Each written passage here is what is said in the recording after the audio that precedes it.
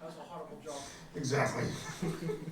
Very nice. Who do we have? What sexy Ladies and person? gentlemen, I am very, very proud Oh. of this one. Oh. Our first living guest, actually our only living guest of the evening. Yeah. This is a very talented actor from Long Island. Yes. I believe he's from Huntington. Yes, he's sexy. Do you think he's sexy? I'm not going to disclose that at this moment. Please don't, Figures. No, I'm not. Right? So talented that he's actually playing in 2 of Which production shows over the month of October that we're in now. He plays Wow. Two. David Zombie, the Source, Yes. in Friday night's Qualia show. Und. Yes. Yes, Yes. Und. he's the antagonist. Yes. And coincidentally, he also plays the antagonist or bad guy in the Living Dead Mafia show. He plays Baron Dondi. Baron Dondi. Yes, of course. Yes. Ladies and gentlemen, give it up for Joshua Diolosa. Oh! Yes! I'm good, Sal. Hello, sir! How are you? How are you? Oh, You okay? I'm okay. Your tongue is bothering me. Speaking of Yeah, my tongues, tongue. What it may be. You never know. now that you mentioned tongue, let's start right there. Und tongue. Tell us a little bit about Baron Dondi before I go into all the minutiae about yourself, being you brought it up. Baron Dondi loves tongues. He's a dead serial killer who used to take the tongues of his victims and hang them over his bed so that he could dream about them. Nice. He loves the tongues, so just beware when you come to see the show because he will try to take yours. And interestingly enough, and I've witnessed this, after the show, he doesn't stop with the tongues. He's hanging around last night trying to get photo ops. Everywhere you look. Tongues everywhere. They like my tongue? Ladies, he's singing. So let's get serious. Let's talk about your acting. That's How, it. what, why, when, where did you get involved? What spurred you on to act? Spartan! He said Spartan. Oh boy, it's that kind of show. Well, I started acting when I was a kid, and I realized that I loved being on stage in front of people. So they were early warning signs. They were definitely early warning signs. And so my parents really encouraged me. So Nice. I grew up doing a lot of stage performances with music and acting. And then I started taking a lot more serious when I was in high school, and I started studying the actual craft of acting, and started getting involved in a lot more productions, theater Right. shows. And right now I currently take classes in the city, private, and through acting studios, and I just continued from there. Very nice. And I can tell you from personal experience, this is a wealth of knowledge sitting next to me. Consistently dropping little tidbits of information on how to do things better, how actors deal with situations on the set, on the scene, the whole thing. Nice work. Thank you, Deadfather. Mr. No Rizzo, problem. I heard last night that there was a woman who was saying to her friend that she was strangely sexually attracted to Baron Dondi after the show. No, I don't know why. Oh, sorry. I don't know if I want you as my partner in crime anymore. I'm a chair away now. You're worrying me. Only committed one foul. Josh, Yes. what have you worked on in the past? In the past, I've worked on numerous theater productions with Malloy College, where I went to school. I worked on A&E's production of Watching the Detectives on the Biography Channel. I've worked on several independent films. Nice. One Miserable Man that premiered last year around this time. And basically, right now I'm working on obviously these 2 shows and 2 more films. One Behind Crying Eyes, which you can look up online, and another one called Excitable Boy, which there will be info online for that hopefully within the next month or 2. Great. Good stuff. You went into a little bit about some of your history with, how serious you take this. You mentioned some classes and such. What specific training have you had?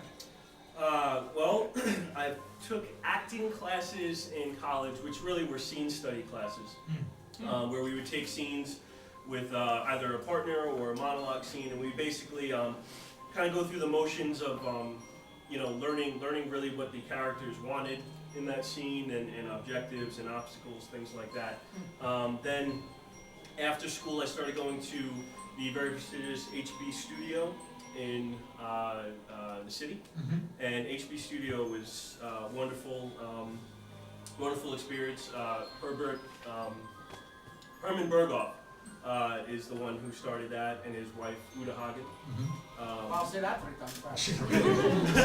So that was great. And right now I take private lessons with Christina Zurich, who is an excellent teacher in the city. And so that's really where my training is right now. Nice. A lot of training there. Who are some of your mentors or inspirations for acting? My inspirations are firstly Humphrey Bogart. I have a lot of respect for Humphrey Bogart. Interesting reference. Yes. Right now, I love Christian Bale and Robert Downey Jr. I would say that those two are my biggest inspirations right now. Nice. Very nice.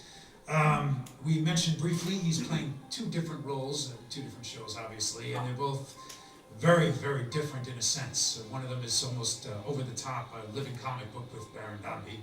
And then you have a very serious role. Of course, you, as I said, you kind of play this bad guy with David Zombie. How did you prepare for these 2 very different roles? With David Zombie, I guess, took a look at the human condition. Everyone has people that they're very angry at for kind of treating them as an outcast, and they want revenge in one way, shape, or form, and you know, some people follow through with those plans, and other people forget about it eventually. And so I basically saw David Zombie as someone who was brilliant at what he did, and he felt betrayed by his group of scientists that he cared a lot about at the time. Right. And basically, I just took that and applied it to things that I've been through, things that I've seen other people go through, and I took it from there. I saw that he was just very hurt and angry about what these people did to him. So. And Baron Dondi? Baron Dondi. Baron Dondi. To prepare for Baron Dondi, I took a look at, well, I firstly took a look at serial killers and I studied them. But I basically kind of realized that in order to appropriately play Baron Dondi, I needed to throw everything out the window and become completely ridiculous and not be afraid of making a fool of myself on stage. Absolutely. So I basically said before one of the rehearsals, you know what, I'm just going to go for it. I'm going to forget that, you know, I've been trained, and I'm going to go up there and I'm going to make a complete idiot of myself. And from that rehearsal on, I believe I had Baron Dondi. I started with the tongues because it was just a character quirk that I added for a couple of reasons. One, there's a technique called animal work when you're studying as an actor. Listen, this is a children's show. Oh boy. Watch your knee there. Animal work is when you don't know what to do with the behaviors of a character, so you choose particular animals, and you study the way they move. And so I had no idea what I wanted to do with Baron Dondi in terms of the way he moved on stage. So I actually started looking at monkeys, and I kind of created this kind of low kind of walk like that, out of that. And then I actually saw him as kind of like a cat-like figure. So I basically made him like a little bit soft in the feet, and then I added the tongues because he was obsessed with tongues, but also because cats that I observed are constantly licking themselves, and so I added the cat-like tongue, I guess. So what you're doing is working if you have women in the audience falling over the bad guy. Very nice. I want to get back to Qualia. We had a little moment in the green room there, and you mentioned a specific scene in the show that you really enjoyed playing, and there's a specific monologue at the end of the scene, and I know you're not a bashful guy. Would you get up and tell us a little bit about the scene and then maybe perform this monologue for everyone before Absolutely. you go? The scene is with a tribal leader in Haiti, played by a terrific actor named Adam Ginsberg. And basically, the tribal leader is, you know, there to work with David Zombie. David Zombie has come there to help him transform his people to basically fight off the French that are coming, or scare them away, I guess. And David Zombie is not really sure if he wants to be involved in this. He's starting to question whether he's doing the right thing in his revengeful plot. And it really shows the human side of David Zombie, I think, this monologue. It shows that he is very twisted, but and evil in a sense, but it really shows that he's questioning whether he's doing the right thing. Okay. And so it's a moment with himself. Shakespeare would call it a soliloquy, you know, with the audience, but it's really him in his own mind questioning, going back and forth whether he's doing the right thing or not. You want to give it to us? Absolutely. All right, folks, here's Josh. As David Zombi.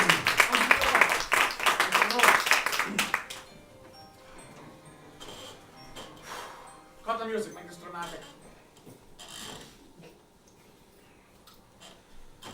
What have I gotten myself into? A magician. I am no magician. What I am is cursed. Cursed with this ability to morph people into beings without a mind. It is ironic. The only way to prove the mind's power is by removing it. But they pushed me. They pushed me to embrace this curse. They will see. They will see their imbecility as it stares them in their face with pallid skin and blank stares. And the same will happen here with these savages. This tribal leader treats his people like animals. And I suppose he is literally turning them into animals, as I see no difference between them and my creations. We are taking away man's free will and mandating ourselves the controllers of all things. Are we both the enemy? This leader takes away his people's ability to make choices. And I take away conscious thought. We are stripping away mankind itself as we are reducing mankind to the level of an animal. I am not like these people. Their lack of intellect, coupled with their lust for physical desire, disgusts me. I will leave first thing in the morning to check on my unleashed creations. I now know that the mind contains no limits, and I intend to push the human brain till I discover its very apex. Soon, all shall be revealed. Wow. Good stuff. Thank you so much. Thank you very much, Deadfather. Joshua Diolosa.